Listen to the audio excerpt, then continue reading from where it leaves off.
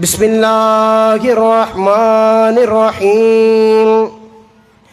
ইন্নাল্লাহা আশতারা মিনাল মুমিনিনা আনফুসাহুম ওয়া আমওয়ালাহুম বিআন্না লাহুমুল জান্নাহ। জোরে বলুন সুবহানাল্লাহ।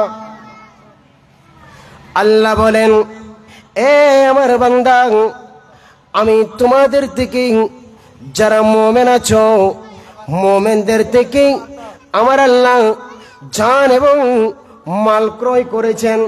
কি কিনেছেন? জান এবং মাল, অর্থাৎ নিজেকেও বিক্রি করে দিয়েছি আল্লাহর কাছে এবং মালও দিয়েছি।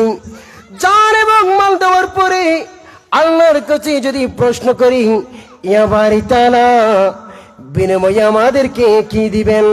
আল্লাহ নিজে নিজেই তার জবাব দিলেন, বিআন্না লাহুমুল জান্নাহ, আমি আমার বান্দাদেরকে জান্নাত দেব। জোরে বলুন সুবহানাল্লাহ। আমি আমার বান্দাদেরকে কি দেব? জান্নাত দেব। কিসের মাধ্যমে? জান এবং মালের মাধ্যমে। তো আপনারা অর্থ দিয়েছেন, স্বার্থ দিয়েছেন, টাকা পয়সা দিয়েছেন, সেগুলোর বিনিময়ে আমার আল্লাহ বলেন আমি জান্নাত দিব। তো আল্লাহকে আমরা বিক্রি করেছি জানমালের বিনিময়ে, আল্লাহ আমাদেরকে দিবে জান্নাত। এখন তো জান্নাতটা আমরা দেখি নাই। ইসলামী শরীয়তের মধ্যে একটা নিয়ম আছে, ব্যবসা যারা করে অবশ্য তারা জানেন, পণ্যটি দেখতে হয়, আমি যে জিনিসটি বিক্রি করছি সেটা দেখতে হয়। তো জান্নাত তো আমরা আল্লাহকে জান্নাত দিবে বলে সেই কথার উপর ভিত্তি করে আমরা নিজের জান দিয়ে দিয়েছি, নিজের মালও দিয়ে দিয়েছি।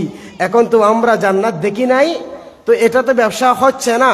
তো আমার আল্লাহ বলেন, ব্যবসাটা সহি হবার জন্যে আমি আমার নবীকে মেরাজ দান করেছি, যেন আমার নবী জান্নাতটা দেখে তোমাদেরকে বলতে পারে কোন জান্নাতটার বিনিময়ে তোমরা জান এবং মাল বিক্রয় করেছো।